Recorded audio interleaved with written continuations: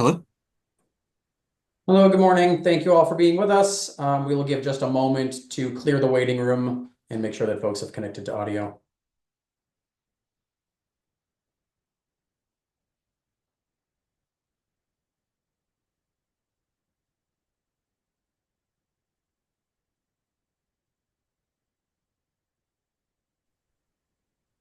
As a reminder to all who are joining, please remain on mute unless or until you are appearing or providing testimony before the board.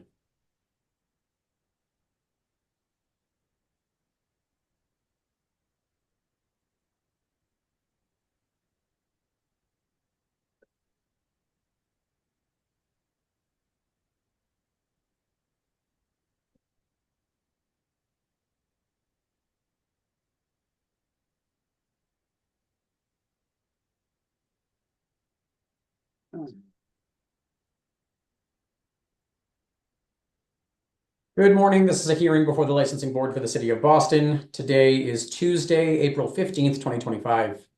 Today's hearing is being held pursuant to temporary amendments to the open meeting law. That is what allows us to meet virtually. Today's hearing is being recorded and will be posted to the City of Boston's website. Before I review procedural matters, I will introduce Chairwoman of the Board, Kathleen Joyce. Good morning. My name is Kathleen Joyce. I'm Chair of the Boston Licensing Board, and today I'm pleased to be joined by Commissioner Kiana Saxon and Commissioner Liam Curran. Thank you. Please ensure that your audio and visuals are working properly if you will be testifying before the board this morning. We'll call each item in the order that it appears on this morning's agenda. I will then ask who is present on behalf of the licensee, who is present on behalf of the Boston Police Department, and whether there are any other individuals with firsthand knowledge of the alleged incident who wish to testify. I will then swear in all parties.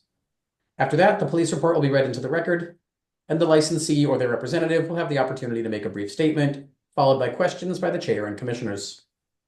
All testimony will be limited only to those individuals with firsthand personal knowledge of the alleged incident. Begin with the first item on this morning's agenda, calling item number 1, Boston Ballroom Corporation, doing business as Royale, located at 279 Tremont Street. Date of the incident, November 23rd, 2024. Assault and battery, employee on patron, in violation of Mass General Laws, Chapter 138, Section 64, and Chapter 265, Section 13A. Who is present on behalf of the licensee? George Kalibas. Chuck Del Pidio. Thank you. Mr. Del Pidio, I hear you. I don't see you. You get Judge. Stephen Barboza. Thank you, Mr. Barbosa. I'm just going to ask you to start your video so we can swear you in. Who is present on behalf of the Boston Police Department?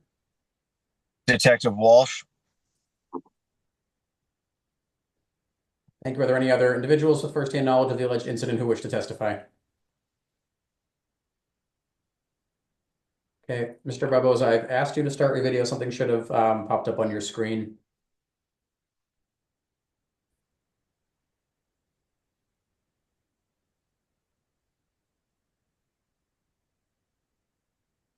Mr. Barbosa, are you with us? Yes. Okay. Are you able to start your video? Yes. You can't see me? There we go. We can see you now. Perfect. Okay. Can you all please raise your right hand? Do you swear to tell the truth, the whole truth, and nothing but the truth? Yes, I do. Yes. Thank you very much, Detective Walsh. If you could please read the police report into the record for the board. Thank you, and good morning to the board. The following is the original incident report. About 8 p.m. on 11/25/2024, Clerk Williams, while assigned to the front desk, took a walk-in report for an assault and battery. Nicholas Andrade, the victim, on Friday night went to a party at Royale with his friend Justo Javier Camoro Matilla, which was a private event for the weekend of the football game of Harvard versus Yale. When the club closed at 2 a.m., they left the club fully conscious with no alcohol or drug use and no negative interactions with the club staff. At 2:30 a.m., they were waiting for their Uber outside the club in the snow/rain under a small awning. The bouncers asked them to move, and the victim refused because he did not want to get wet. And he was on a public sidewalk in a matter of seconds. at least 3 bouncers tackled and dragged the victim, Nicholas, through the sidewalk for approximately 30 feet, even though Nicholas did not make any physical, offensive, not even defensive actions. Husto tried to stand between the bouncers and Nicholas to create distance, but he was also tackled and dragged in a similar distance. Both stood from the floor. They saw a third person in the snow screaming as bouncers held him. Nicholas received blows in this part, and the video showing the crime is clear. In fact, the video shows one bouncer holding another enraged bouncer back. Both parties think this shows that even the Royale bouncers themselves noticed the use of force was not justified, let alone proportional. Witnesses included multiple Harvard students and the valets of the nearby Courtyard Hotel. The police arrived, but both parties were concerned with making it to the hospital for their injuries. Nicholas had abrasions on the right forearm, both wrists, knee, and hip, most of which were photographed in the emergency department. Nicholas also had swollen feet in his high foot. Nicholas still has pain in the hip and foot when walking. Justo Javier has shoulder pain on his left side and is waiting for further medical tests. And I do have a supplement. On December 6, 2024, about 9:30 p.m., Detective Walsh and Hurld responded to Royale Nightclub and issued license premise inspection notice citation number 37867 for employee on patron assault and battery. Detectives met with George Kalivas, Elizabeth Malakis, and other security staff who cooperated with detectives. Staff stated the event crowd for the Harvard-Yale football game the following day. Staff indicated the Harvard and Yale students caused many problems, and they had to make constant adjustments throughout the night to handle incidents. Mr. Kalivas identified the door staff involved in the incident as Samuel Nelson and Samson Hazel. That was partially captured on cell phone video. The video shows a large commotion outside the entrance of the Marriott Hotel, 275 Tremont. One video shows Samson Hazel standing over another male who is on his back on the sidewalk in an aggressive manner while Samuel Nelson attempts to pull Hazel back and break it up. Another video provided by the victim shows someone with a camera phone in Samson Hazel's face, and it appears Hazel knocks the camera away from his face. This investigation is ongoing with A1 detectives, and since then, Mr. Hazel has been charged at Boston Municipal Court with assault and battery. And that is all I have at this time. Thank you. Thank you very much, Mr. Kalivas. Mr. Del Pidio, Mr. Barboza, would you like to address the alleged incident? I'm going to read my report that I wrote that night, and so I can read it into the record. Thank you. And you can also please submit that to the board afterwards in writing. Sure. Thank you. So that night we had an early concert, pretty uneventful. It ended at 9:30. We turned the room over and opened at about 10:15 for the Harvard-Yale party. 10:15, there were probably about 100 people in line when we opened. However, we had to make adjustments. We had to deny some people entrance due to drinking alcohol in the line. People kept arriving in Ubers, party buses, etc., and showing up with Solo cups and cans of beer and seltzers. We also denied at least another 100 plus people for drinking in line and or already intoxicated. This is how our night started out. At about 11 o'clock, I was up in the club. The door called for more security and management. Upon arriving down there, Elizabeth and I couldn't even get out the front door. We went around to the hotel front door, and with the assistance of other door staff, we cleared out the people who did not want to wait in line and who rushed the door. We also called Area A for Boston Police assistance with the crowd. Mind you, there were at this point there were no more than like 80 to 100 people trying to force their way in. Finally, after about 10 minutes, we were able to clear people from the door and get them back in line so we could reopen the doors again. This is amazing. You'd never think that Harvard grads and students would behave like this. We've had many Harvard events over the last 30 plus years since I've been working there, but never anything like this. This was supposed to be an alumni kind of party, but the coordinators either were misinformed or misinformed us, and it turned out to be a glorified senior class party. Inside the club, we dealt with issues, but we had no mentionable incidents in the club during the night. At the end of the night, we cleared the club and tried to clear the front of the building, our doors, and there were people blocking the hotel doors. Most people were just waiting for Ubers and Lyfts. The people who were blocking the hotel front doors, we insisted that they could not stand there. There was a big awning out there in front of the hotel. Everything was going fine until some people did not want to clear the front of the hotel. At this point, we moved. We were able to get people away from there, but some of the Harvard students or people from Harvard became belligerent, using unacceptable language towards our door staff. So at that point, this is probably about, I don't know, 2:15. There were not very many people out there.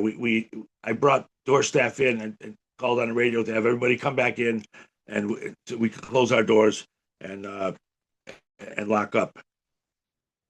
That's what I encountered that night. Now, when Detective Walsh, who was it? Who came?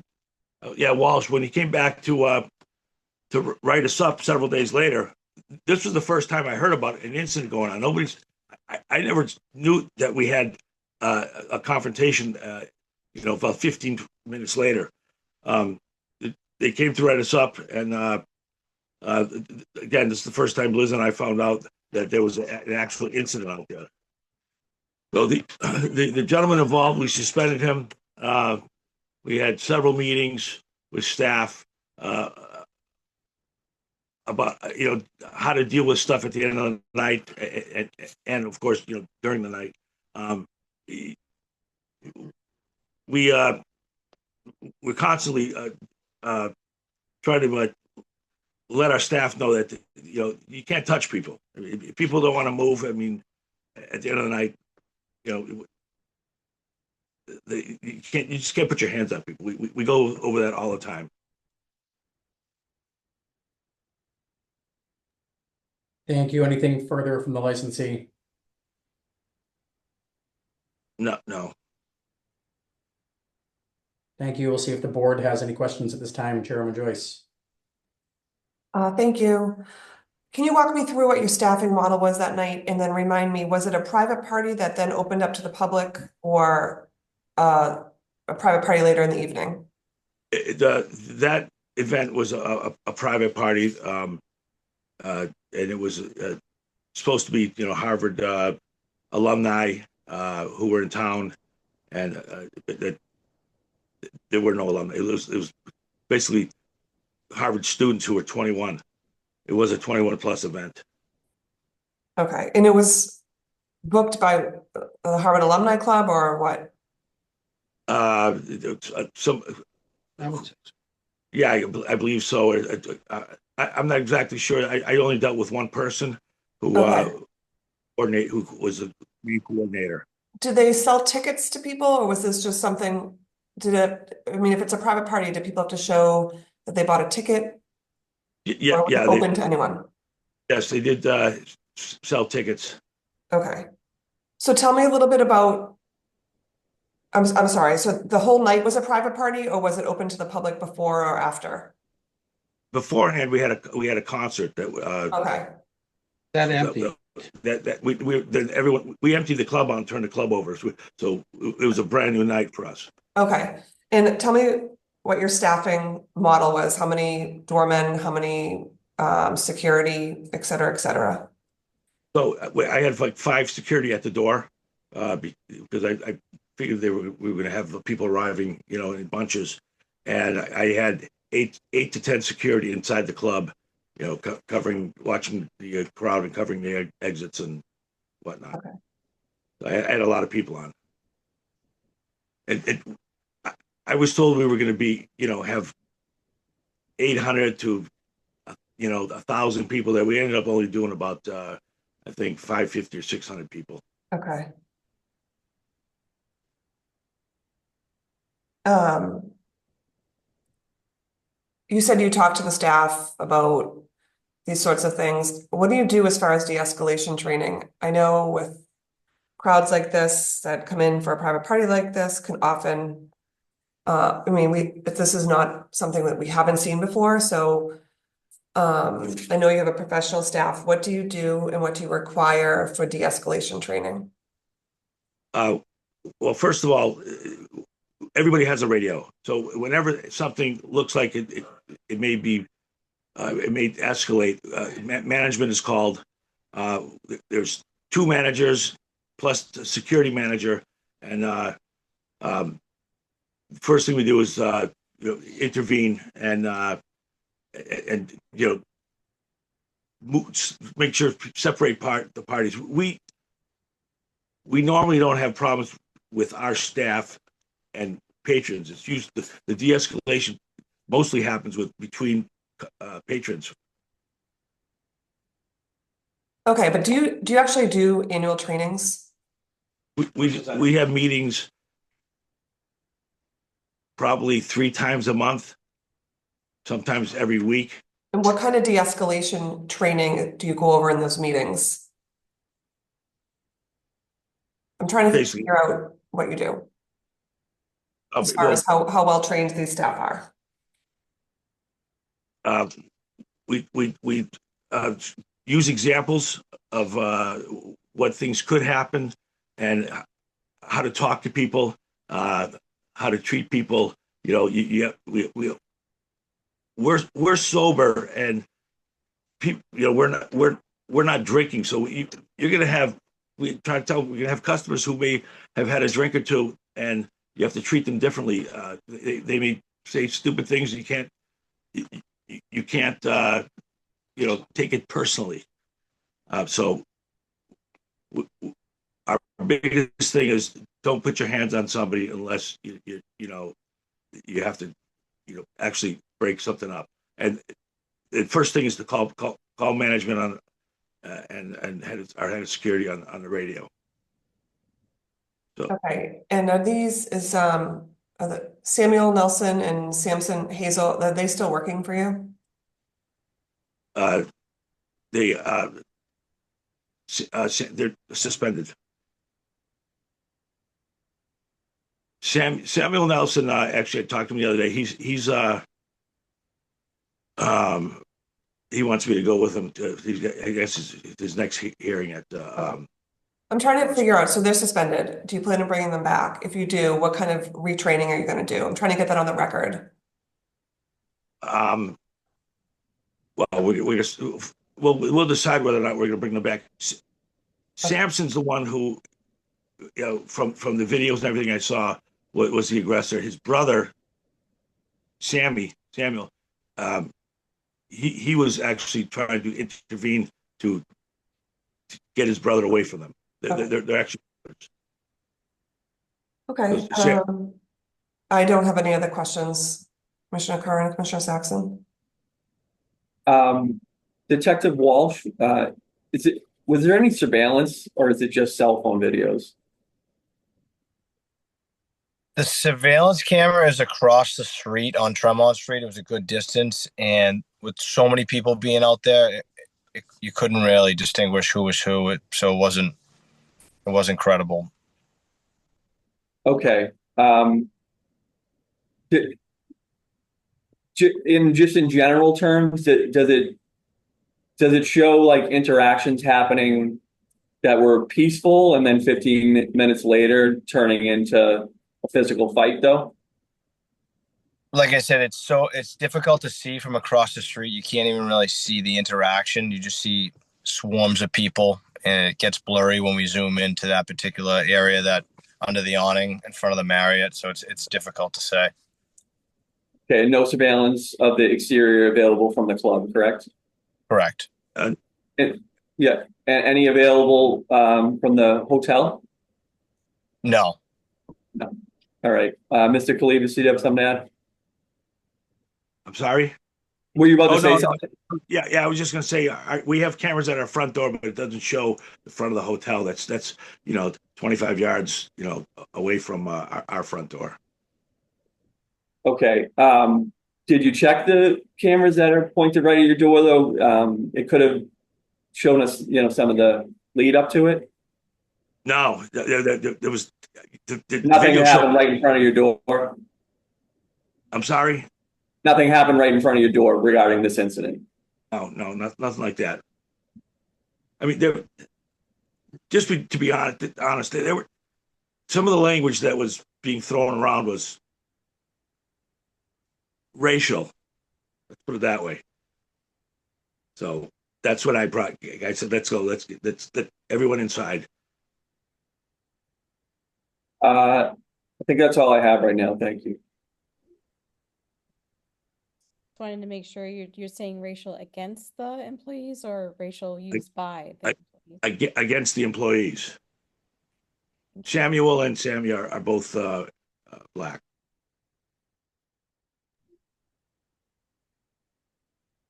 Thank you. Are there any further questions from the board on this matter? Okay, and Mr. Kalibas, if you have the internal report that you read available to send to the board for the record, please do so. Licensing board at boston.gov. We'll make sure that it gets shared with the commissioners. Okay. I just want to add one thing. I never had a problem with these two employees. They've been working there for a few years. Nothing's ever come up like this. Thank you. If there are no further questions from the board on this matter, then the board will take this under advisement. Moving on, calling item number 2, the Boston Leco Corp. located at 71 to 79 Warrington Street. Date of the incident, November 10th, 2024. Assault and battery, patron on patron in violation of Mass General Laws, Chapter 138, Section 64, and Chapter 265, Section 13A. And assault and battery, patron on staff in violation of Mass General Laws, Chapter 138, Section 64, and Chapter 265, Section 13A. Who's present on behalf of the licensee? Charles Del Pidio. George Kalivas. Stephen Barboza. Thank you. Who is present on behalf of the Boston Police Department? Lieutenant Detective Troy, Detective Curley is detained in Boston Municipal Court. Thank you. Are there any other individuals with firsthand knowledge of the alleged incident who wish to testify? Lieutenant Detective Troy, could you please raise your right hand? The other 3 have already been sworn. Thank you. Do you swear to tell the truth, the whole truth, and nothing but the truth? No. I do. Yes. Thank you. Lieutenant Troy, if you could please read the report into the record for the board. Reading from a report written by our Officer Travis. It reads as follows. At about 12:58 a.m. on Sunday, November 10th, 2024, Officer Travis and Bowman responded to a radio call for an assault and battery at Candy Bar, 275 Tremont Street, Boston. Also responding with several other officers. On arrival, officer spoke to the caller, Fernando Colon, who stated that he was assaulted by a female in the bar who swung at him and hit him in the face. Mr. Colon stated that his wife, Mrs. De Silva, then came to his defense and was then assaulted by the bartender. It should be noted that De Silva only spoke Portuguese, and both Colon and De Silva appeared to be heavily intoxicated. Officer spoke to Candy Bar manager, Stephen Barbosa. Mr. Barbosa was able to briefly show officers camera footage from inside the club on his cell phone. It appears to show 2 females dancing and speaking to Mr. Colon. When Colon eventually disregards the females, one of the females, later identified as Sky Nunez by staff, attempts to throw a punch at Colon but misses him and hits an unidentified friend by accident. That's when Miss De Silva appears to start attacking Nunez and the other females. The altercation continues for a bit, with patrons attempting to break up the disturbance. Ms. De Silva's throwing numerous drinks around and continually swinging in the direction of others in the segment of the video shown to the officers by Mr. Barbosa.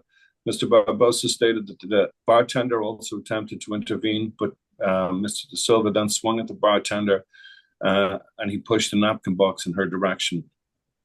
Staff then brought out the bartender, Simon Demurdiz, to speak with officers on what happened. Simon stated that Colon and De Silva were in the corner of the bar for a while, and then he noticed an altercation between the couple and two females. Simon physically got in between the group and attempted to de-escalate when Mr. De Silva attacked him from behind. Officer Bowen observed Nunes inside the club and attempted to speak with her. Upon approach, Nunes was heavily intoxicated and profusely vomiting inside Candy Bar and was brought into a back room by staff. Nunes stated to Officer Bowen that the other female was attacking her. Officer advised Mr. Barbosa to save all video footage of the incident as part of the follow-up investigation. No injuries were reported by any party. There's a supplementary report written by Detective Curley, and it reads as follows. On November 16th, at about 12:25 a.m., Detectives Curley and Hurld issued license premise violation number 9223 for patron on patron assault and battery patron on staff assault and battery. The notice was signed for and accepted by Mr. Stephen Barbosa, who was cooperative with the detectives. It should be noted that there was 3 videos furnished to the board, and 2 individuals, both females, were charged with 2 counts of assault and battery in Boston Municipal Court. That's the extent of the reports. Thank you very much, Mr. Del Pidio, Mr. Calivas, Mr. Barbosa. Would you like to address? Yes, thank you. Stephen and I put a report together, which I will send to the board. And I don't know if the board has the video. If they do not have the video, I have the video, and I will send the video to the board, and it will tell everything right there. But as far as our report, it goes as followed. At the bar, the patrons and his wife stood while 2 other women conversed nearby. One of the women danced too close to the husband, causing discomfort. An exchange of words ensued between the couple, followed by an argument between the wife and the other woman. Then the male and the other young lady engaged in an argument. The woman who had upset his wife then engaged in a verbal altercation with the other woman, attempting to physically confront the husband. Then the wife's effort to intervene, the bartender departed the bar and attempted to assist. However, the wife remained and continued to hurl objects at the bartender. Even after he returned to the bar, I spoke with the husband, who asserted that he had been physically assaulted by the bartender. Upon reviewing the video footage, we determined that his claim was false. Despite my request by their departure, the wife continued to argue and refused to leave. We immediately called the Boston PD. Upon arrival of the Boston police, the husband reported that he and his wife had been attacked by the bartender and 2 other women.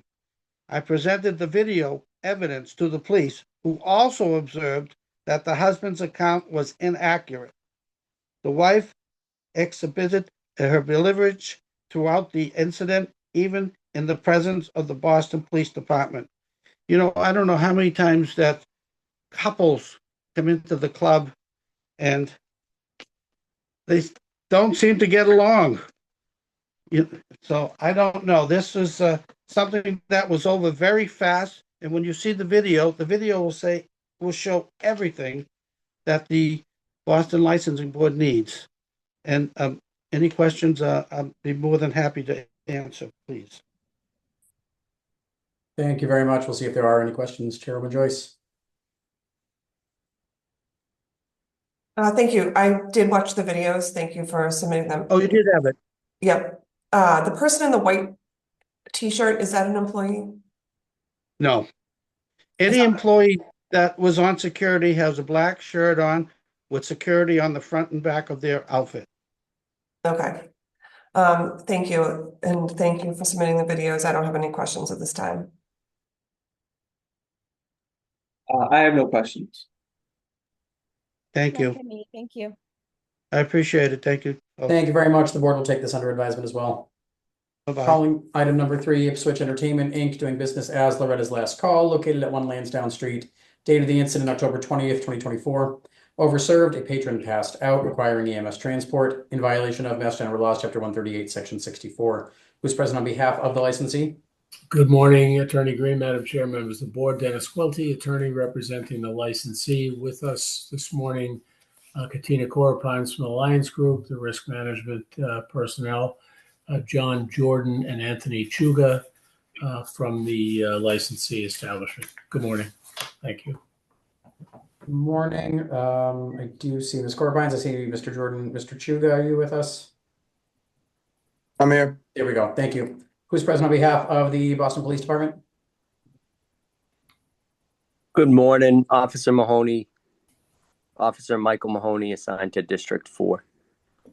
Thank you, Officer Mahoney. Are there any other individuals with firsthand knowledge of the alleged incident who wish to testify?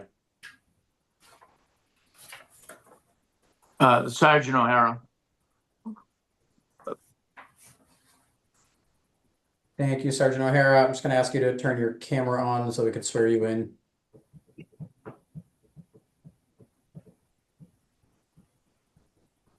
Perfect. Thank you very much. Can you all please raise your right hand? Do you swear to tell the truth, the whole truth, and nothing but the truth? I do. I do. Thank you. Officer Mahoney, will you be reading the report into the record for the board? Yes. Great. You may please proceed. Just pull it up. Mhm. Okay. At about 12:43 a.m. on Sunday, October 20th, 2024, Officer Mahoney in the Delta 441 Alpha Unit responded to a radio call for a man down due to alcohol intoxication at Loretta's Last Call, located at 1 Lansdowne Street in Boston. The Kilo 911, Sergeant O'Hara, was the first unit on scene and conducted a Code 35, a license premise check, along with speaking to the involved parties. 911 received a call from the above location for a 25-year-old male that passed out while drinking alcoholic drinks in the area of the bar. Sergeant O'Hara spoke to Manager John Jordan, who was conducting his own report for the incident. Mr. Jordan gave Sergeant O'Hara the following information from involved witnesses on the scene. The male victim, Justin Ryan Cosgrove, lost consciousness and collapsed while drinking alcoholic beverages at the aforementioned establishment. Note, the bartender working the shift was Evan George. Sergeant O'Hara spoke to Adam Albayak, a friend of the victim, who stated, "We met up with him here. All he had was one shot here. When we all came back from the bathroom, he was leaning against the middle column, lost consciousness, and fell to the ground. He didn't hit his head or anything. There was throw up around the area where Justin had just passed out." Also assisting when the victim passed out was an off-duty EMT, Catherine Stevens, who stated he fell down to the ground. She initially couldn't find a pulse. She did a sternum rub, wasn't getting a response. She began CPR and did a sternum rub again, and he was beginning to respond by squeezing her hand. She put him in the recovery position as a precaution. Boston EMS arrived on scene and transported the victim to Beth Israel Medical Center for further treatment. The victim is in stable condition. And Sergeant O'Hara conducted license premise check number 17176. That's all for the report. Thank you, Officer Mahoney. Attorney Quilty, would you like to address the alleged incident? If I may, thank you. Officer, the inspection notice indicates that the police were called by Mr. Jordan. Is that your understanding as well? I am not sure who made the phone call. You're aware that the police were called? And then did you know that when you arrived? You came as a result of a call, right? Yes, I assisted Sergeant O'Hara conducting the license premise check. The inspection notice indicates it was Mr. Jordan. I presume we can take that for the truth. Yes. Okay. And it also indicates that the management cooperated with the police. Is that your understanding? Yes, they were cooperative, everyone I spoke to. Okay. Are you aware, sir, that while you were there, Mr. Jordan actually shut the establishment down for the night and cleared the premises for ability of EMTs to access and egress better. Did you know that? Yes. When I went in to speak to him, the bar was closing down and they were closing down the shop and employees were leaving. Okay. Did you, Mr. I'm sorry, Mr. Chuga, who's another employee, and did you have any interaction with him? Not that I recall. Okay. Are you aware of any conversations he had with EMTs on the scene regarding his knowledge of what occurred? What's this gentleman's name? Mr. Anthony Chuga, he's here with us. He just came on screen a moment ago. I don't believe I spoke to him. Okay. I don't recall adding him to the report as well. Okay. All right. Thank you, officer. I appreciate it. If Attorney Green, if appropriate, may I inquire of Mr. Chuga, please? You may. Thank you. Anthony, you have been sworn. Would you just state your name and your title, your position with the licensee for the record? My name is Anthony Chuga. I'm one of the managers for the licensee. Okay. And on the night, were you working the night in question Yes, I was. at this establishment? I work with, it's under the same umbrella of Lions Group, but yes, I was there working with the establishment. Okay. Had you come from another location on the street? Correct. Okay. And then you came as a result of information received about this incident, Correct. and you were there to help. Correct. Did you have conversations with the gentleman earlier in the report, Adam Albayek, who was described as a friend of the victim? Did you actually have a conversation with him? Yes, I did. And what did he tell you? So one of the things that I always ask when something like this happens, I ask if they're aware of any medication that may have been taken by the person who is in trouble. And the guy said that he knows for a fact that his buddy took Adderall. Once the EMTs, after placing the call, once they showed up, I made sure to tell them so that hopefully it could assist them in whatever they would need to do to help out the guy who had passed out. So you had that conversation directly with the EMTs, Yes. making them aware of the person having taken Adderall to the best of your knowledge. Correct. Okay. And were you there when the room was cleared? Correct.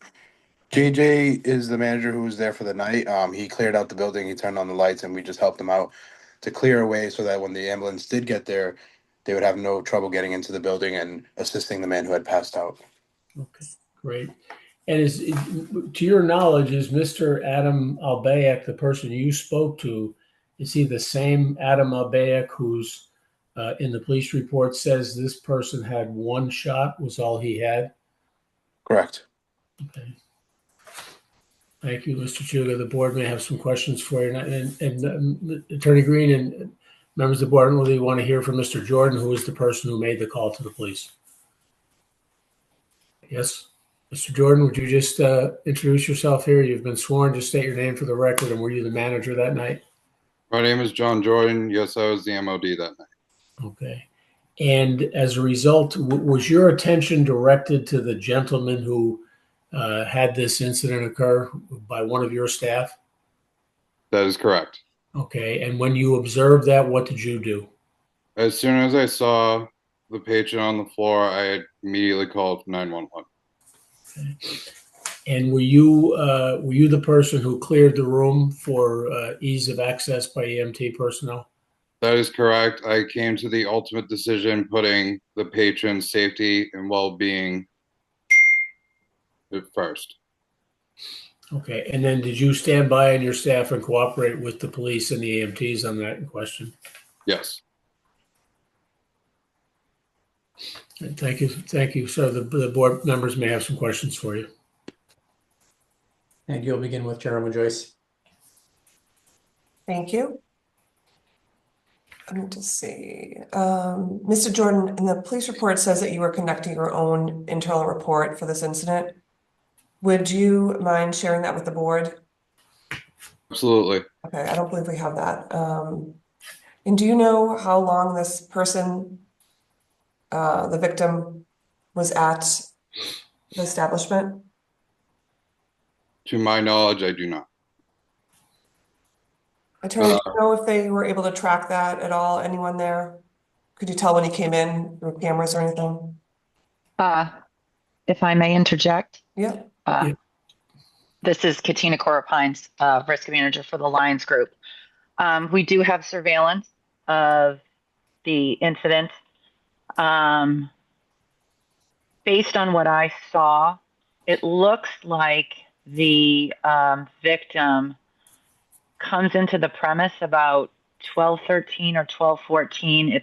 It's a little dark, so it's hard to see, but he makes his way to the bar at about 12:16, 2022. And from what I observed from the video, which I will obviously share with the board, is that when he walked in and walked up to the bar, he showed no signs of issues, distress. His friends walked in probably about 45 seconds to a minute after him. You actually see Mr. Cosgrove walk up to the bar, standing there patiently waiting while bartenders serve other people ahead of him. And then you see his friends, Mr. who I presume to be, I don't know how to pronounce his last name, but Adam. And he's also with a female who is got long, dark, almost black hair. Mr. Cosgrove orders drinks for himself and his friends. You see them do a shot, and they stand there talking. About 10 minutes go by. Adam and the female leave their friend. Mr. Cosgrove is still standing in the bar area, and he's at this point just standing by himself. He appears to be holding a beverage. I don't know if it's an alcoholic beverage or not. It's a little hard to see. And he's just standing by himself, and you watch him there for about 10 minutes. And as about 10 minutes go by, and he slowly starts to sway a little. His head goes down. I'm not exactly sure how long that goes on for, but then his friends do come back from the bathroom, and you see them trying to talk with him and interact with him. And then he slowly falls to the floor. And once he falls to the floor, the friends people around him notice. Everybody around him is aware that he's having an issue. Security comes over, flashes a light. Then Mr. Jordan comes, and shortly after that, at about 12:38 or 12:39, the lights are up and people start evacuating. So I don't believe he was in the establishment for very long before he passed out. Okay, thank you. I don't have any other questions. Commissioner Curran and Commissioner Saxon? I guess I want to kind of talk about, it sounds, from what you're describing, it sounds like you guys did a lot right. It's just more about the aftermath, and do we have does the premises, do the police have any kind of theory as to how he went from ordering a drink seeming okay and basically going down in a heap not that long later? And so I know, I forget your name, sir, but you're listed as Tony here. You said that someone claimed that he had taken quote unquote Adderall. Did we inquire, are we sure it's Adderall, or was it black market quote unquote Adderall? So the friend told me specifically, like I said, I always ask, hey, do you know if your friend takes any medication? Just because that always helps out the EMTs when they get there. And he specifically said, yes, I know that he does Adderall. He didn't specify whether he gets it prescribed. He didn't really tell me where he gets it. Once he told me that, I just said, okay, I just want to make sure that I let the EMTs know so that they can help him out accordingly. Okay, and so that was how that conversation went. So I just want to discuss this because, obviously this seems very serious, but for me in the moment, and maybe for the future, the next question might be do you know where he got it? You know what I mean? Do we know it's Adderall? That kind of, I'm sure the EMTs probably picked up on that. They have a lot of experience with this stuff. but just for your own, while you're waiting, just for the most safety you can. Absolutely. I wouldn't take a blind assertion that it was, in fact, Adderall without inquiring maybe a little bit further. Hopefully it's not next time, but I sadly, it probably will be. So Yeah. That's all I have to say. Understood. I can absolutely make that one of the routine questions. Yeah, thank you. Appreciate it. Absolutely. No questions from me. Thank you. Thank you. The board will take this matter under advisement. And Ms. Corpines or Attorney Colte, if you could forward that internal report in the video that you referenced. Will do. To Commissioner Absolutely. Absolutely. Yep. Thank you. Calling item number 4, Concord Entertainment, Inc., doing business as Bill's Bar, Lansdowne Pub, located at 9 Lansdowne Street. Date of the incident, December 7th, 2024. Fight between staff and customers in violation of Mass General Laws, Chapter 138, Section 64, and Chapter 265, Section 13A. Who is present on behalf of the licensee? Good morning, Attorney Green, Madam Chair, members of the board. Dennis Quilty, again, representing the licensee. With us, again, the same personnel, Ms. Corpines, Mr. Chuga, and Chris Lewis, who is another staff member who was on duty on this night. Thank you. Thank you. And Mr. Lewis, is that you as iPhone 582? No, that's me, Nelson Burns. Oh. I'm sorry.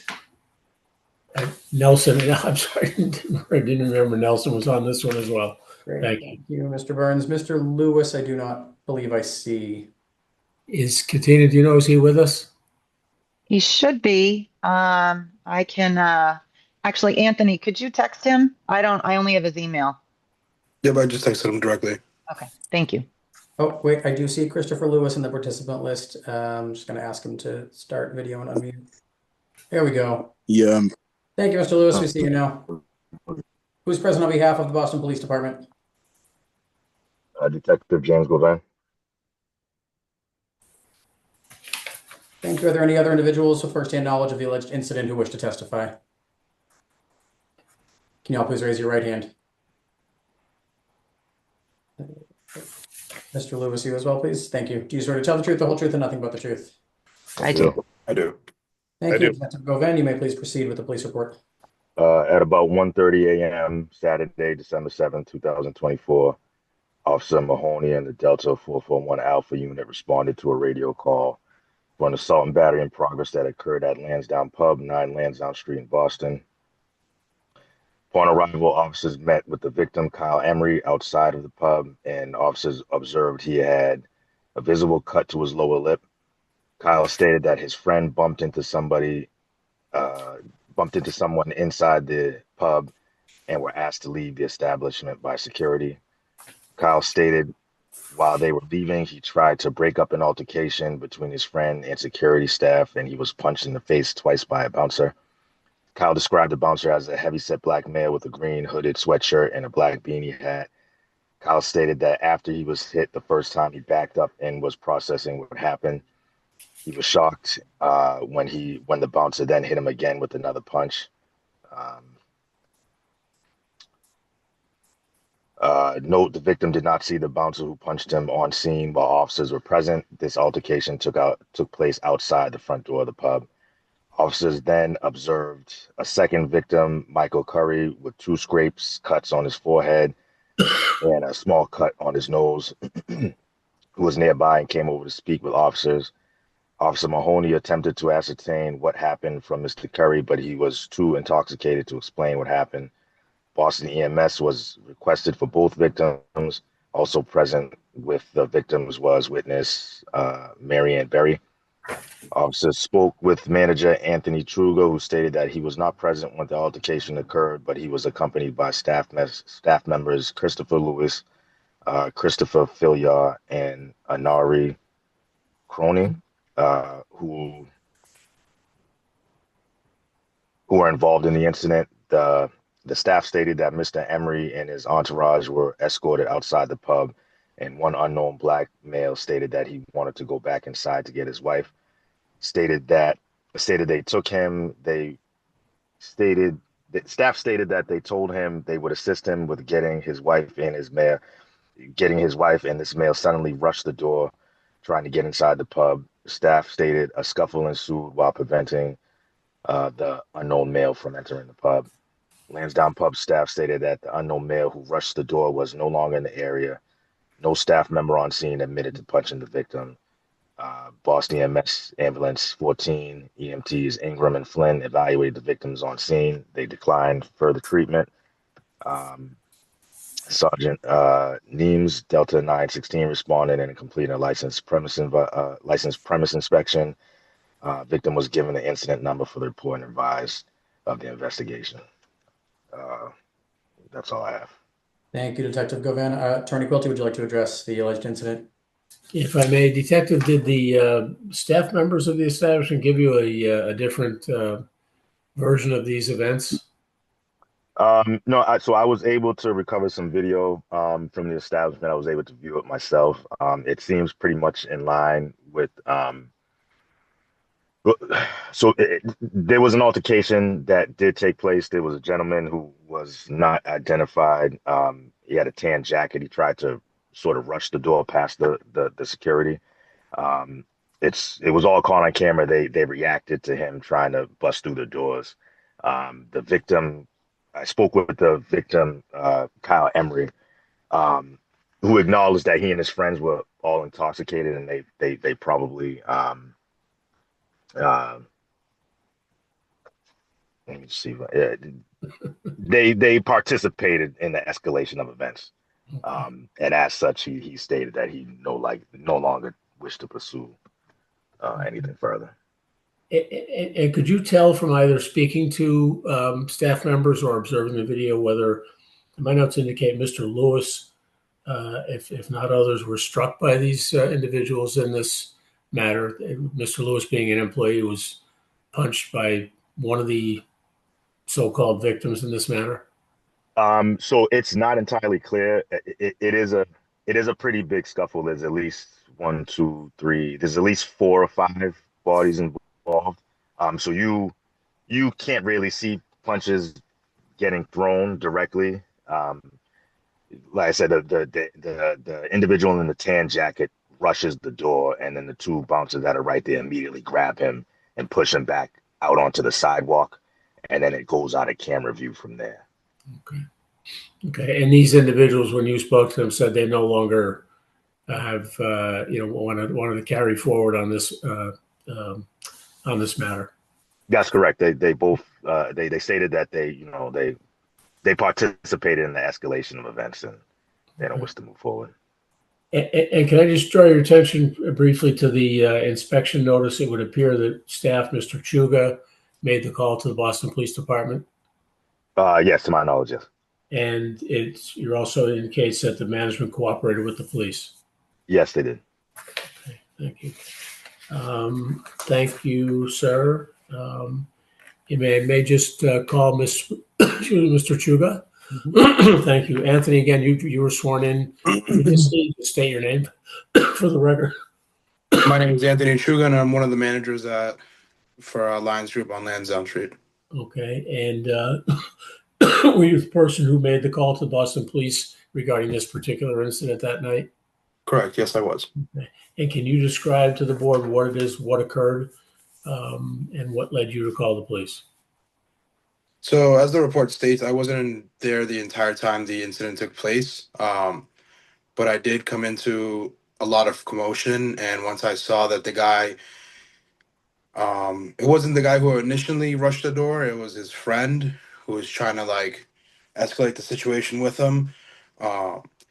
He was yelling at the door guys, saying that he would wait for people to get out of work, that he was trying to get his friend's wife, that he wasn't being allowed to get his wife. So at that time, I just told him, listen, man, I don't know what happened. I'm going to just ask you to take a couple of steps back. At this point, I'm going to call the police and we can have the police get involved because, again, I don't fully understand what happened, but I want to make sure that you at the very least seek medical attention if you need it. And I would feel more comfortable with the police present. And that's when I placed the police call. Okay. And then did you stand by and cooperate with the police? Absolutely. And do you know whether your staff, particularly Mr. Lewis, were struck by these other individuals in the course of what occurred that night? We can ask Mr. Lewis. I know he's here today. I don't remember exactly if he was hit. I know there was a big scuffle. I saw some of the camera footage, and you just see them physically try to get into the building after being told no. And I don't know what the problem was. They didn't like the answer. They wanted to force their way inside, and security just kind of formed a wall to not let them in. Excuse me. Okay. After the guy tried to force his way in, that's when security tried to restrain him, because with the incident that happened earlier, when they were asked to leave, we never really know what's happening. You just try to make sure that people are not fighting, and if we're told, hey, this guy might have been fighting in there, then absolutely we're not going to let him back in, because he might go in there and try to attack that person again, whether or not we ask the other person to leave yet. But Mr. Lewis is here, and he could tell you more directly if he was struck by this guy. Okay. All right. Thank you. The board may have some questions for you, so stand by. Absolutely. And can I inquire of Mr. Lewis? Yes, hello. I'm Christopher Lewis. I was a member on duty that night. Okay, great. Mr. Lewis, can you just describe to the board what happened to you particularly on the night in question?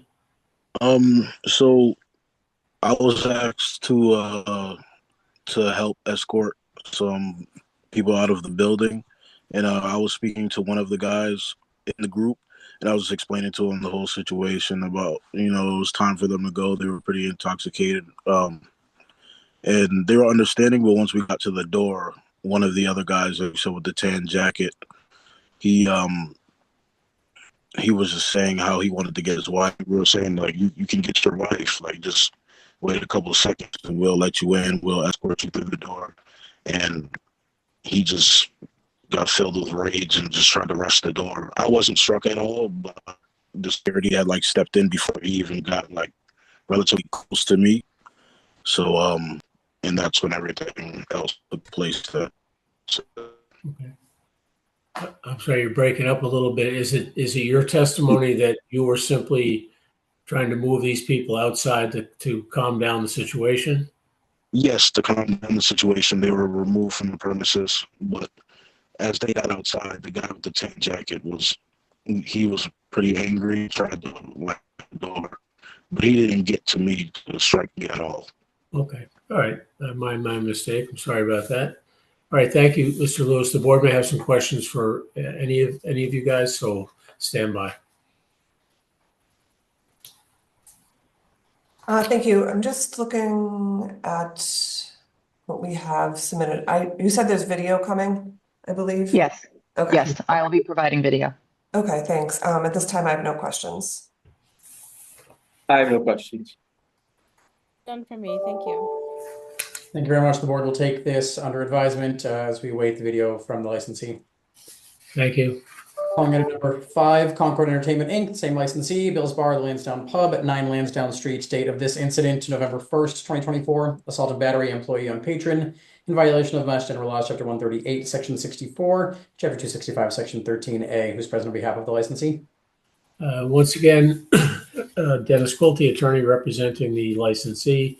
With me this morning again, Katina Corpines, Nelson Burns, Jonathan Cassius. I believe that's the extent of our personnel for this one. Thank you. Thank you. I'm not sure I see the last person you mentioned as Jonathan. I didn't catch the last name. I think it's Cassius. Mr. Cassius. Yeah, Cassius. Oh, great. Jonathan Cassius. Okay, there he is. See you now. Thank you. Thank you. Who's present on behalf of the Boston Police Department? Officer Sharonda Allen. Are there any other individuals with firsthand knowledge of the alleged incident who wish to testify? So the detective Texera was present. If not, Lieutenant Detective Troy. Thank you. I do see Detective Texera in the participant list.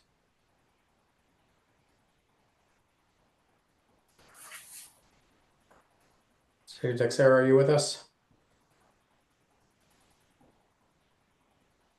Okay. Can you all please raise your right hand? Do you swear to tell the truth, the whole truth, and nothing but the truth? I do. I do. I do. Thank you, Officer Allen. If you could please read the police report for the record for the board. Yes, sir. About 12:22 a.m. on Friday, November 1st, 2024, the Delta 445 Alpha Allen responded to a radio call for a disturbance at 9 Lansdowne Street, Boston. Also assisting on this call was the Delta 499 Alpha Zarnock and the Delta 907 Sergeant Downey. Upon arrival, Officer Allen spoke with Anthony Moores, victim 1, and Taylor Silver, victim 2, who stated that they had been in the Lansdowne pub when a bouncer came up to victim 2 and stated she was too drunk and had to leave the establishment. Victim 1 stated the bouncer grabbed victim 2 very aggressively and started to drag her out of the bar. Victim 1 stated he then took issue with the way his girlfriend was being manhandled, so he made it known to the bouncer that they didn't have to handle her in that way. While this was going on, in reply to victim 1's statement, one of the bouncers then began to thrust his hips back and forth and stated that he would fuck his girl. Victim 1 stated at that point, after going back and forth inside the club, 3 bouncers then jumped on him and dragged him out of the club while punching him in his left eye. The victim had a visible mark under his eye that was beginning to turn black. Both victims were offered medical attention on scene, but they declined. Officer Allen then spoke with Nelson Burns, director at the Lansdowne pub, Jonathan Cassius, suspect 1, and Christopher Lewis, suspect 2. Burns stated his staff escorted the victims out of the bar to the rear exit of the building, and upon reaching the rear, they were attacked by both victim 1 and victim 2. Suspect 1 stated he was punched in the lip by victim 1 upon reaching outside. Burns showed officers camera footage of a fight occurring between the victims and the suspect. Victim 1 appeared to punch one of the suspects, then a fight occurs. Burns did not have footage of the initial incident which occurred inside, but was instructed to save the video of inside the establishment and what was presented at the time. All parties on scene declined medical attention. To the extent that report, this is a supplementary report written by Detective Tex Aaron. It reads as follows: at about 9:20 on Tuesday, November 12, 2024, Detective Tex Aaron and Fencer responded to Lansdowne Pub located at 9 Lansdowne Street, conducted code 35 license premise check. Detective Texera issued Lansdowne Pub a license premise inspection notice for assault and battery. Employee and patron, the manager on duty, Chris Louis, signed for the violation, was given a copy in hand.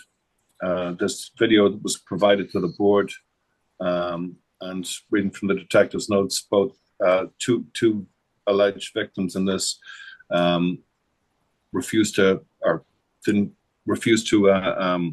go forward with any with the criminal prosecution of this case. That's it. Thank you very much. Attorney Quilty, would you like to address the alleged incident? If I may, back to Officer Allen for a moment. The officer in the initial report, the last few sentences appear to turn the table somewhat. In that we have victim 1 appears to punch one of the suspects, and then a fight occurs. So the person who was initially described as a victim is the person, it appears, who punched one of the workers at the bar. Is that correct? Yes, sir. Okay. So at that point, did the victim become the suspect? Possibly, but I believe the initial caller were the 2 victims at the beginning of the report. Right, but that was only what they said to you and other officers. That was not observed by anyone, right? Right. In this case, you observed the video in which the so-called victim is the aggressor striking the so-called suspect. Right. Okay. And do you? I know the inspection notice indicates that the police were called, but in the narrative by whom it's blank. We have a witness, Mr. Burns, who can fill in the blanks here, so to speak. Do you know who called the police? I instructed management on the scene to immediately call the police when I ran down from my office that was above the alleyway where this incident occurred. No, I know. I was just asking the officer first, Nelson. Hold Oh, on. sorry. Officer, do you know who it is who called the police? I don't recall. Okay. But you did. If I may, Counselor, I can Yes. maybe clear that up. It appears from the computer aided dispatch that the victims initially called at 12:22, and then some 5 minutes later at 12:27, there's a call from the establishment that says the male is trying to find security. Okay. So 2 calls. Well, it was 1, 2. It was a call at 12:22, and then I'm sorry, yes, you're right. 2 calls. The dispatcher tried to call back the initial party, the initial caller, but they didn't call. The phone just rang out, and then several minutes later, the establishment called. Okay. Thank you, Lieutenant. If I may, just can I call Mr. Burns back? Yes. Yes. Thank God. Hi. Now, just state your name for the record. I think you're the only one who hasn't been sworn here this morning. Nelson Burns. Okay. And you work for the establishment? I do. Okay. And would you just describe again what happened, what you saw, and what you instructed your staff to do vis-a-vis the police? I was in my office and I heard a commotion outside in the alley. So I looked up at the cameras and immediately saw that there was something going on. So I ran outside down the stairs, and there was obviously a commotion going on in the alley. Then I instructed them to call 911. Okay.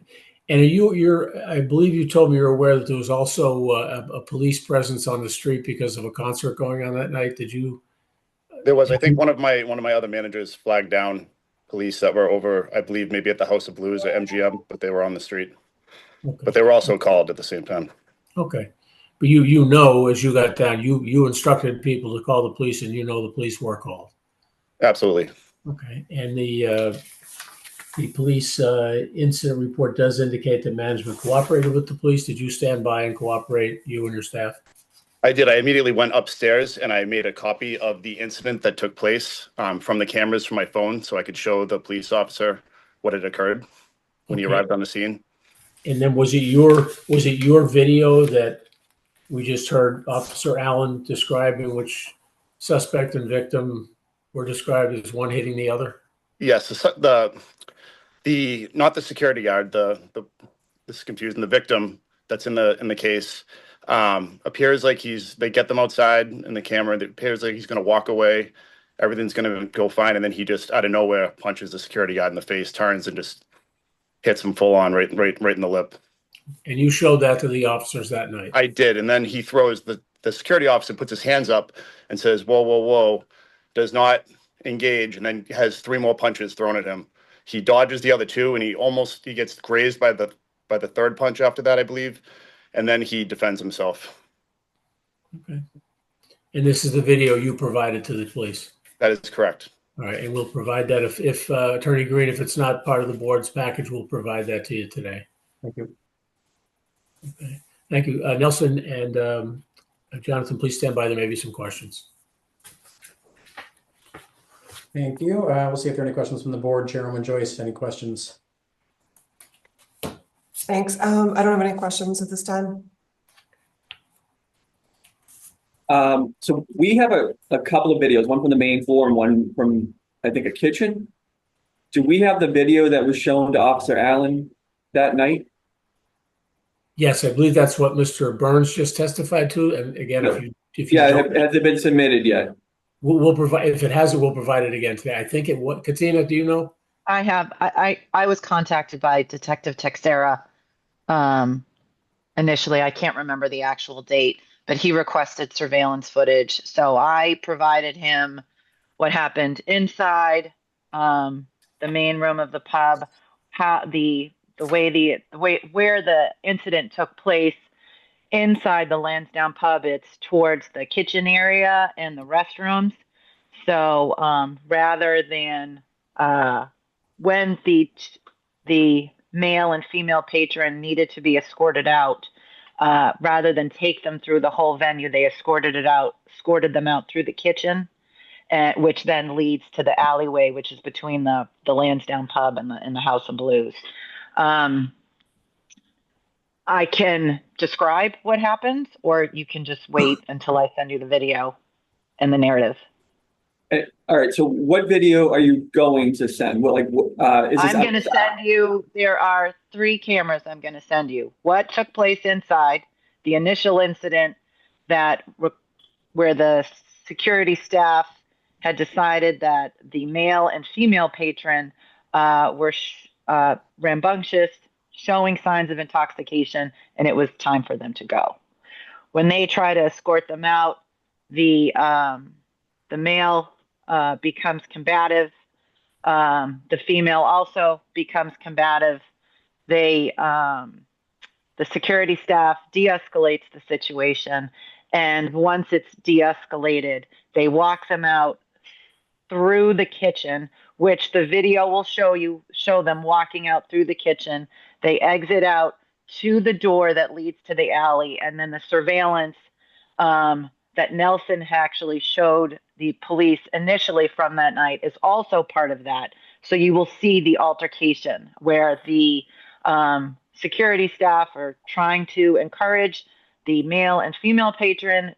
It's over to leave. The male patron appears to cooperate, and then he turns around and sucker punches one of the security staff members.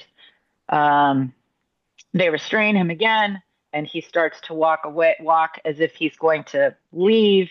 He tries to he then attacks security again. At one point, the security staff person, who's now been hit twice, defends himself. The female patron in the alley gets upset and starts taking her boots off and trying to beat security with them. So you will have everything that happened inside, the initial altercation. You will see them getting escorted out through the kitchen, and you will see them go out into the alley and what transpires into the alley. And I have narrated key timestamps so that you don't have to just watch the whole thing. You can fast forward and back to certain times. So you'll have all the pieces. Yep, it's all together, ready to go. Okay. Yeah, I don't think we have anything from the outside of the alley, so the latest stuff. So that would be appreciated. If I may, Lieutenant Detective Troy, that 3 videos were provided on March 18th, and they're just as this woman described, the office stairs alley, the pub kitchen door, and the pub main room rear, it says. So it does in fact cover the alley also. There's 3 videos provided. But I'll send it again anyway, just to make sure. Thank you, appreciate it. Yeah, I think that's all I have right now. Thank you. Thank you. Thank you. Questions from me. Thank you. Thank you. We will await the narrative and any additional videos. And with that, the board will take this matter under advisement. Thank you. Thank you. Thank you. Calling item number 6, Stark Hospitality LLC, doing business as Hugh, located at 90 Exeter Street. Date of the incident, January 19th, 2024. I believe that should be 25. Assault and battery, patron on patron, in violation of Mass General Laws, Chapter 138, Section 64, and Chapter 265, Section 13A. Who is present on behalf of the licensee? Good morning, Attorney Green. Tyler Hensler here on behalf of the licensee, Stark Hospitality LLC. Joining us for the licensee is Hermela Belishu. Great. Thank you very much. Who is present on behalf of the Boston Police Department? Officer Dorvins Victorin, District 4. Thank you. Are there any other individuals with firsthand knowledge of the alleged incident who wish to testify this morning? Can you please raise your right hand? Do you swear to tell the truth, the whole truth, and nothing but the truth? I do. Thank you very much, officer. If you could please proceed with reading the police report into the record for the board. Incident number 252005150. About 9:50 p.m. on Sunday, January 19th. It does say 24. It's a typo. January 19th, 25. Officer Victorin and Alexander and then Delta 103 Frank responded to a radio call for assault and battery at 90 Exeter Street at Hugh, Boston. Also responded the Delta 905 Sergeant Hardy. Upon arrival, officers spoke to Anna Janvier, date of birth 10/27/85, and her friend/witness, who refuses to identify herself, stated that it was her friend's birthday and she got drunk. Hughes security told the party that they needed to leave. One of the Hughes security told Miss Janvier that she hit his sister and that the Hughes security hit her and put her on the floor. She stated she was punched in the face and dragged by her hair. Ms. Janvier stated the unknown security guard was described as wearing all black and had braids. Officers spoke to Hughes management Jacqueline Dominguez, who stated Ms. Janvier and an unknown male were sleeping on the table of their restaurant. The security team asked the group of 6 that were with Ms. Janvier to leave. Ms. Janvier's party was mad at security because when asked to leave, they found it rude. It wasn't asked more nicely. Ms. Dominguez stated that there was an altercation between an unknown female and Ms. Janvier. Ms. Janvier vandalized their property by throwing chairs and making a mess with ice buckets that had drinks at people's heads during the altercation. Officer observed the chair between the couch and the table, and drinks and paper napkins were on the floor. Officers spoke to the head of security, Christian Wesley, who stated that Ms. Janvier's party did not like how they were being spoken to, and tried to de-escalating the situation. Mr. Wesley stated they were going to assist Ms. Janvier's friend because she was throwing up. Mr. Wesley stated Ms. Janvier were arguing and fighting with one of his security guards. Mr. Wesley stated during the altercation he was hit in the head but unsure by whom. The Delta 905 conducted a license permit inspection notice citation number 021679 for a Patreon violation. It should be noted there are cameras inside of Hugh and possibly have video footage of the incident. Body-worn camera recorded incident. Thank you very much. Attorney Hensler, would you like to address the alleged incident? Yes, Officer Victorian, was the Hugh staff and security cooperative on this? Yes, they were. They were? Okay. That's all I have. So as the board just heard, the police report paints this picture of a confrontational and obstinate group of patrons causing chaos in the otherwise low-key business they run at Hugh. Hugh staff, approached a group that contained a person who appeared to be sleeping on the table and asked them to leave. And the members of this group became aggressive towards security staff and other patrons while they were being let out. When staff realized that they needed help to contain the situation, the police were called by staff. Hugh is not the type of establishment where this type of behavior is common. This is their first appearance in front of the board for a violation, and they are more of a restaurant than any sort of club. They're actually advertised as supper club with a speakeasy area. This table was in the supper club area, and they weren't receiving bottle service. It was not an excessively late hour, and this party, I'm told, had not been there all that long. It was therefore unforeseeable that the person would act like they did when their party was asked to leave. Staff is happy to report that no one was hurt during this outburst by this group of customers that they were trying to escort from the premises. However, they realized that they could do better if this situation arises again. They have therefore hired more security staff. They have retrained their staff with a focus on de-escalation if and when they are faced with a confrontational patron. And most importantly, Chris, can you just mute for me? No, apologies. Thanks. They've retrained their staff with a focus on de-escalation if and when they're faced with a confrontational patron. And most importantly, they want to be able to provide both the police, certainly, and the licensing board with video surveillance footage of any future incidents, which they unfortunately are not able to do in this instance. This being their first violation, and given that video was not requested, they allowed the video to delete after 14 days, as their system automatically does, and they didn't realize that they should preserve it. So when they were served with this violation notice on March 7th, they immediately realized their mistake, and the Hue management took immediate actions to ensure that this would not happen again. They recently upgraded their video footage storage system at significant cost to the applicant to allow them to store surveillance footage indefinitely. So if there is a next time, hopefully there's not, but if there is, Hue will have footage ready, certainly for the board's review and also for the Boston Police if they request it or if they need it.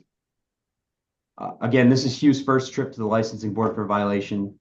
And as a direct result of this incident, they have taken significant steps to ensure that they will be better prepared in the future for these types of incidents. With that, we're happy to take any questions. Thank you. Thank you. We'll see if there are any questions at this time. Chairwoman Joyce.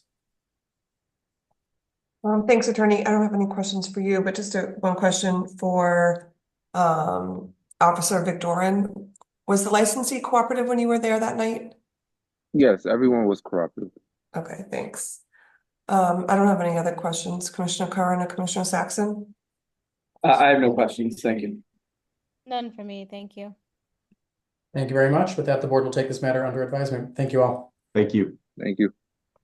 Calling item number 7, The Next Place LLC, doing business as The Greatest Bar, located at 262 to 266 Friend Street. Date of the incident is January 8th, 2025. Assault and battery, patron on patron, in violation of Mass General Laws, Chapter 138, Section 64, and Chapter 265, Section 13A. Who's present on behalf of the licensee?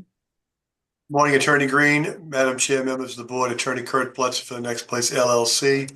With me also is the General Manager, Dan Crowley. Dan, are you there? Yes, sir. Oh, great. Thank you, Mr. Crowley. Who's present on behalf of the Boston Police Department?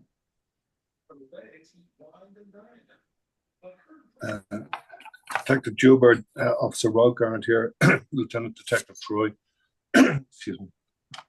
Thank you, Lieutenant Troy. Are there any other individuals with firsthand knowledge of the alleged incident who wish to testify this morning? Can you please raise your right hand? Do you swear to tell the truth, the whole truth, and nothing but the truth? We do. Thank you. Lieutenant Detective Troy, if you could please read the police report into the record for the board. Reading from a police report written by Officer Daniel Roca, it reads as follows. About 12:39 a.m. on Wednesday, January 8th, 2025, Officer Samarier responded for a fight in front of the Greatest Bar, 262 Friend Street. Assisting on the scene were several other officers from District 1. On arrival, officers separated the involved parties. 2 males, identified as Kevin McGrath and Noah Eldridge, were initially interviewed. They alleged they'd been attacked by a group of females after attempting to converse with one of the females' friends inside the bar. Eldridge reported that he was kicked in the groin by one of the females and retaliated by punching one of them in self-defense. Officer spoke to Jill McDonald, who appeared to be involved in the altercation, was bleeding from the face. She was seen by Boston EMS on scene and later transported to Mass General Hospital for further evaluation. 2 other females involved in the incident were identified. All 3 females appeared to be under the influence of alcohol. A witness, Ryan Hillsley, stated that he observed McDonald being struck in the face by one of the males, causing her to fall to the ground. Hillsley further reported that his girlfriend, Miss Hobbs, put her hands up, but was also punched in the face by the same male. Miss Hobbs declined medical attention on scene. Sergeant Wallace arrived on scene and conducted a license premise check. At the Greatest Bar, the establishment was issued a license premise violation for a patron on patron assault and battery. That's the extent of the police report. The detective notes that they contacted the victim, and he didn't wish. She didn't wish to continue with any court proceedings. And he also reviewed the body-worn camera, and it shows several females assaulting 2 males. Both males showed great restraint over the 5 minutes that they were being assaulted. They attempted to break away numerous times, but kept being assaulted by the females until the victim was seen defending himself immediately following being punched in the face by several female suspects. It appeared that one of the females was the main aggressor. Several of the females were actively assaulting the victims as well. That's from the detective's notes. That's the extent of, yes. Thank you very much. Attorney Blitzer, would you like to address the alleged incident? I would thank you, Attorney Green. Thank you, Lieutenant Detective Troy. I have no questions for you. I did send a video in yesterday, Attorney Green. Did the board get that? Yes, that is in the file. So the only interaction that the bar had was from the videotape that we could grab was in the foyer. Prior to the folks leaving, the two, I think it's Eldridge and McGrath, were standing in the foyer, and the two girls were going out, one of whom was motioning to the other girl to come out, who I think was the aggressor. And you can see she gives him a little kick as she's standing there, and then walks by as she's walking out the door and spins around, gives him a backhand to the face. He laughs it off. Our guys get involved at that point, escort her out the door, sent her out the door because they had a car waiting for them down the street.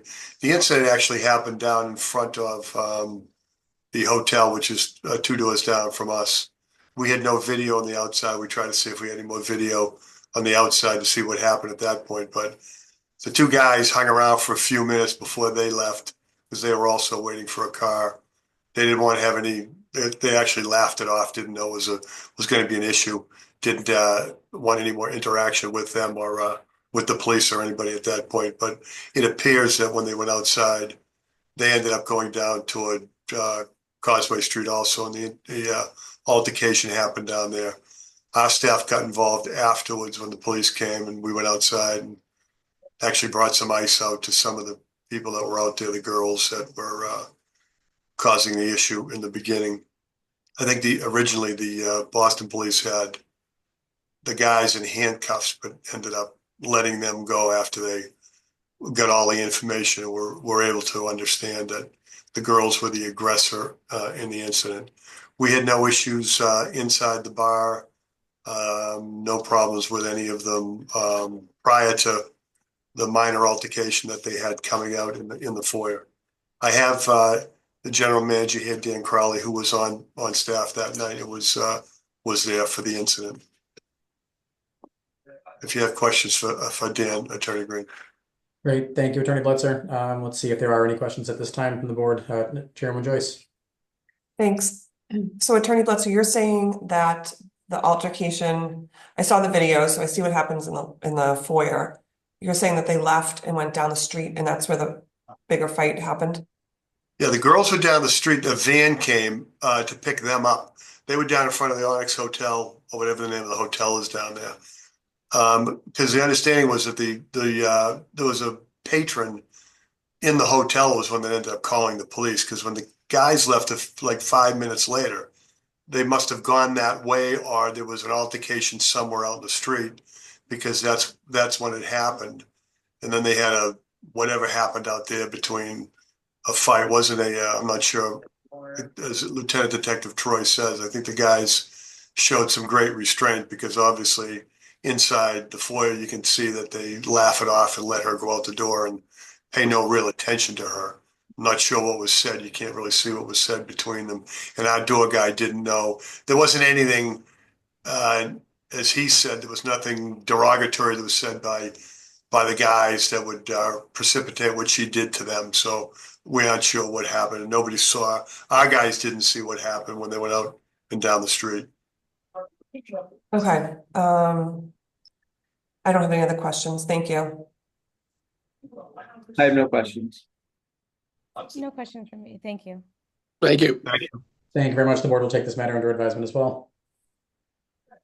Those are all of the licensed premise inspections hearings before the board this morning. The remaining 2 items are informational hearings. Item number 8, Newsret Boston LLC, doing business as Newsret Steakhouse, located at 100 Arlington Street. It's an informational hearing regarding the licensee's legal right to occupy the licensed premise, the execution and filing of the annual renewal application for the licensee's entity, and the non-use of the license in violation of Mass General Laws, Chapter 138, Sections 16A, 23, 64, and 77, and Board's Rule 1.07A, 1.07I, 1.15A3, and 1.15A4. Who is present on behalf of the licensee? Good morning again, Attorney Green, Madam Chair, members of the board. Dennis Quilty, attorney representing the licensee. Good morning. With me this morning from the licensee entity is Aaron Denez. And good morning. Good morning. I'm actually pleased to let the board know we have identified potentially 2 buyers in the last couple of weeks. The board should also be aware that in late 2024, this license was transferred at the local level, ended up at the ABCC, and the buyer entity fell apart and blew up at the last minute, and they were back to square one. So the licensee has been actively pursuing buyers. I can report to the board, I personally had a conversation 24 hours ago with a potential buyer who are real, legit, and we are very, very hopeful that we'll have an application filed in the very near future. It's in their interest and everyone else's interest that this matter be resolved in a way that doesn't leave them high and dry for the many hundreds of thousands of dollars they paid for this license. But we are actively pursuing a sale and hope to have a report back to the board in a very short time.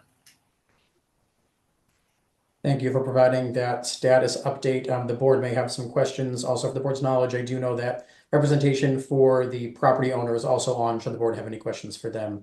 Okay. Chairman Joyce, any questions? Can you give me any more specifics? It's a little vague, saying like in the near future. I know everyone wants to, but like this is very important to the board to get control. And it sounds like whoever renewed the license for this licensee back in December renewed and stated that they had the right to occupy when in fact they may not have. Can anyone speak to that? I cannot, although I do know that it was right around that time that their transaction fell apart. So I think they were legitimately filing the renewal in order to be able to sell and get the license out. And it literally fell apart through no fault of their own at that point. And I mean, as to specificity, I don't want to betray any confidences, but I literally personally was on the phone yesterday afternoon with an attorney representing an entity from out of town who have a location selected and are ready to go. And we literally informed them that this particular license might be available. And they were very pleased to hear that. And we're going to make outreach themselves regarding this license. So I'm hopeful it can happen very quickly. To get the proper purchase and sale agreements and things of that nature together would require some time, but I'm happy to have, if whatever deadline the board imposes to report back with an eye towards making a filing as quickly as humanly possible. We're very aware of the importance of getting this done quickly. Okay, we're going to have to put some sort of timeline on this. It's too Whatever vague and it is, squishy. we'll comply with it, whatever you say. Also, can someone from the licensee please speak to the renewal? When you renewed your license, you stated that you had the right to occupy, and that means that you had a current lease. When did your lease expire? Aaron?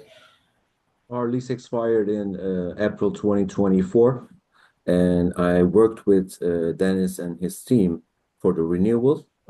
I don't know actually what they put in the renewals. Dennis, maybe you can confirm.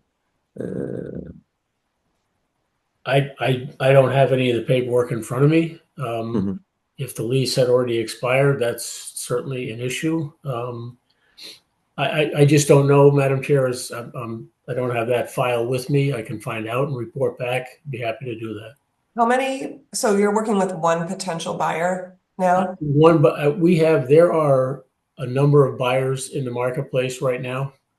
This one in particular, the individual was aware of this particular license, and when we explained that it was available, they said, "I'll reach out right away." So I think it's a very real buyer, but there are others. I have other clients who are looking for licenses, and we will be able to move this one way or the other. It's just that conversation literally happened yesterday. With the new buyer, with the new potential buyer. Yes. Yes. So other buyers have fallen through? There are other buyers that I am now, I mean, things have heated up a little bit because, as the board I'm sure is aware, prices seem to have stabilized, if not headed in the down direction a little bit. So there are some more motivated buyers in the marketplace. So if I fully suspect that the people we talked to yesterday will make an offer pretty quickly. If they don't, we've got people backed up behind them, and I'm sure we can get this done. May I also speak with another broker yesterday. They told me that they have potential buyers too, and someone reached out to me yesterday, a big restaurant group. They're also interested in the license, so that would make around at least 3 potential buyers we have right now. I think the ones who called you yesterday are the ones that I was on the phone with just before they called you. So I think that's a very real possibility. How long do these things take? I'm sorry, man? How long would this transaction take? Like realistically, you have to provide me with, I mean, you're the one who's in the business of brokering these deals. I'm not. Yeah, I once, if they can agree to a price, we can have a purchase and sale agreement created in, an hour. I mean, No, I know that, but like, what is it? I mean, I've heard rumors that it was impossible to agree to a price with this licensee. So I'm just trying to get a better feel for like how serious the licensee is on getting to a price that is reasonable. I can only tell you that I personally have had the conversations wherein the licensee was informed that things have changed. That we're no longer in the stratosphere with these licenses. I think there's an understanding of that on behalf of Mr. Dinez and his business partners. In fact, they gave us a very reasonable range of prices, and we communicated that yesterday to these folks. And they're the ones who I'm almost certain picked up the phone and called Aaron the minute we get off the call. So this one has a very, very high likelihood of happening. And if it doesn't, it looks like Mr. Dinez has a broker, and we have other potential buyers. So I feel very confident that this license will transact very quickly. Okay. And whatever time frame the board imposes on us, we will comply with making reports and updating the board accordingly.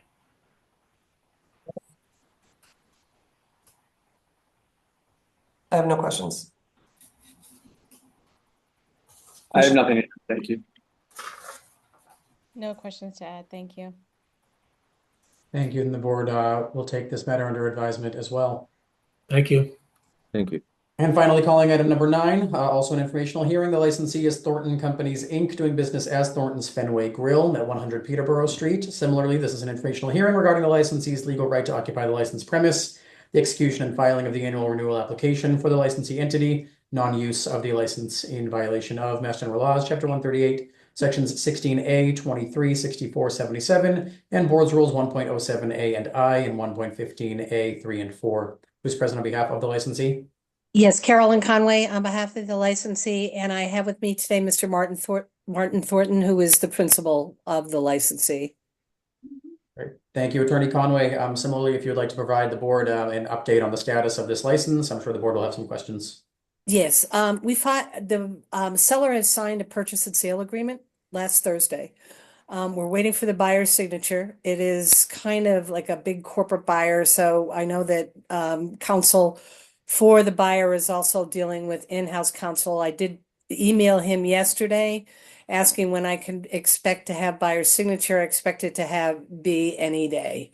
I know that you have heard from the landlord. I am in touch with the landlord now as well, and we're keeping him updated. The landlord has a prospective tenant, working with a prospective tenant maybe to get a new license, but we do have the purchase and sale agreement. Mr. Thornton lowered the price here. It right now it's probably the lowest selling license out there right now. So it's going towards the South Station area, but we do have a purchase and sale agreement.